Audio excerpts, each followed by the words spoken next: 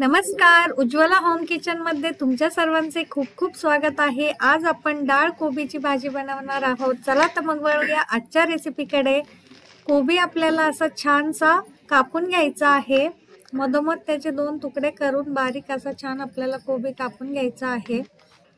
आपल्याला जर अशाच छान छान रेसिपी बघायला आवडत असेल तर चॅनलवर जाऊन नक्की एकदा भेट द्या। तिथे भरपूर प्रकारच्या रेसिपी अवेलेबल आहे आणि जर आपण चॅनलवर नवीन असाल तर चॅनलला सबस्क्राइब करा, म्हणजेच अशा छान छान रेसिपी तुम्हाला बघायला भेटतील।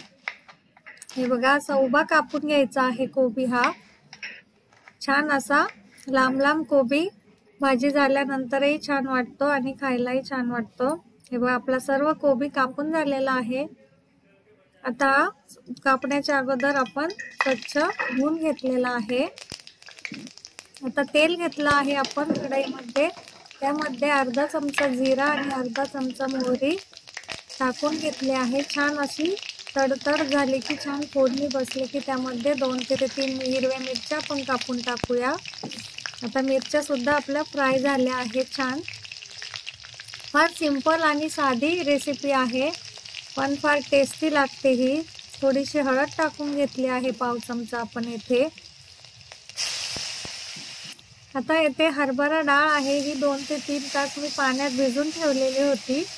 पाण्यात भिजून नंतरच टाकायची आहे, कारण ती बिना भिजवता टाकली तर ती शिजत नाही। 2 लाल मिरच्या टाकून घेतलेल्या आहे। हे सर्व छान फ्राय झाल्यानंतर आपण येथे कापून घेतलेला कोबी टाकून घेऊया। कोबी घेताना छान असा हिरवागार बघून घ्यायचा आहे। आता हा कोबी सर्व टाकून झाला की आपल्याला छान असं हे मिक्स करून घ्यायचं आहे।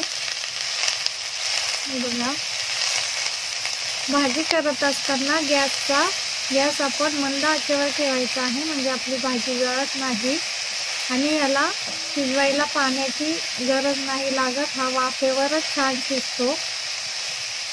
कोबीचे आपण भरपूर प्रकार पाहिले असतील। कोबीचे थालीपीठ सुद्धा बनवतात, वड्या सुद्धा बनवतात, पण अशा प्रकारे तुम्ही एकदा कोबी करून बघितलं तर नेहमी याच प्रकारचा कोबी कराल। फार टेस्टी असा लागतो आणि डाळीमुळे याची टेस्ट फार वाढते। हे बघा, आता थोडंसं आपण 2 ते 3 मिनिटं ह्याला झाकण ठेवून घेऊ, म्हणजे आपण जी कोबीमध्ये डाळ टाकलेली आहे ती सुद्धा छान अशी मऊसूत शिजेल आणि आपली भाजी सुद्धा पटकन व्हायला मदत होईल। बघा, पुन्हा आपण छान असं मिक्स करून घेऊया। तुम्हाला पुढची रेसिपी कुठली बघायला आवडेल हे मला कमेंटमध्ये नक्की सांगा। आता 2 ते 3 मिनिटांनंतर आपण हे झाकण काढून घेतलेलं आहे। त्यामध्ये आपण थोडासा एक छोटासा टोमॅटो छोटे चॉप करून टाकलेला आहे। हा टोमॅटो आपण सुरुवातीला घालायचा नाहीये, नाहीतर आपल्या भाजीचा कलर चेंज होतो। आणि हे मॅगीचा मसाला आहे, हा ऑप्शनल आहे, आवडत असेल तर घाला, नाही घातला तरी चालेल, परंतु ह्याच्यामुळे आपल्या भाजीची टेस्ट फार वाढते आणि सुगंधही फार छान येतो। झटपट बनवून तयार होते। ज्यांना जेवण बनवता येत नाही ते सुद्धा पटकन ही भाजी बनवू शकतात। नक्की ट्राय करा, कशी झाली कमेंटमध्ये मला नक्की सांगा आणि रेसिपी आवडली असेल तर चॅनलला नक्की सबस्क्राइब करा। धन्यवाद।